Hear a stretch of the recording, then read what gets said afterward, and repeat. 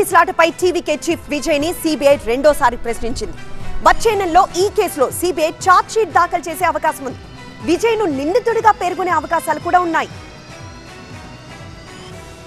కరూర్ తొక్కిసలాటపై TVK chief Vijay CBI విచారణ ముగిసింది. ఢిల్లీ సిబిఐ కార్యాలయంలో 7 గంటల పాటు విజయ్ ను ప్రశ్నించారు. రెండోసారి ఈ కేసులో విజయ్ ను విచారించారు. అయితే తొక్కిసలాట ఘటనతో తనకు సంబంధం లేదని 41 మంది బాధిత కుటుంబాలకు న్యాయం చేసేందుకు తాను ప్రయత్నిస్తున్నట్టుగా విజయ్ విచారణలో వెల్లడించినట్టుగా తెలుస్తోంది. మరోసారి విజయ్ కి సిబిఐ సమన్లు జారీ చేసే అవకాశం లేదని చెప్తున్నారు. వచ్చే నెల కరూర్ తొక్కిసలాట ఘటనపై సిబిఐ ఛార్జ్షీట్ దాఖలు చేయబోతోంది. ఛార్జ్షీట్ లో విజయ్ ను నిందితుడిగా చేర్చే అవకాశం ఉంది. వారం క్రితం ఒకసారి సిబిఐ విచారణకు హాజరైన విజయ్ సంక్రాంతి తర్వాత మరోసారి ఢిల్లీకి వచ్చారు. డిప్యూటీ సూపరింటెండెంట్ ర్యాంక్ అధికారి నేతృత్వంలోని అధికారుల బృందం విజయ్ ను ప్రశ్నించింది. జనవరి 12వ తేదీన తొలిసారి సిబిఐ దాదాపు 6 గంటల పాటు విజయ్ ను విచారించింది. సుప్రీంకోర్టు ఆదేశాలతో సెప్టెంబర్ 27, 2025 జరిగిన కరూర్ తొక్కిసలాట కేసు తమిళనాడు పోలీసుల నుంచి సిబిఐ తన పరిధిలోకి తీసుకుంది. ఈ దుర్ఘటనలో 41 మంది చనిపోయారు. దాదాపు 60 మంది గాయపడ్డారు. మొదటిసారి సిబిఐ విచారణకు హాజరైన విజయ్ బాధిత రాహిత్యమైన సమాధానాలు ఇచ్చినట్టుగా తెలిసింది. ర్యాలీలో తొక్కిసలాటకు తాను కారణం కాదని, తాను కేవలం వక్తగా మాత్రమే ఉన్నానని పేర్కొన్నాడు. ర్యాలీని నిర్వహించడానికి పోలీసులు సాయం కోరానని, గందరగోళం నెలకొనకుండా తాను ముందే అక్కడి నుంచి వెళ్లిపోయానని చెప్పారు.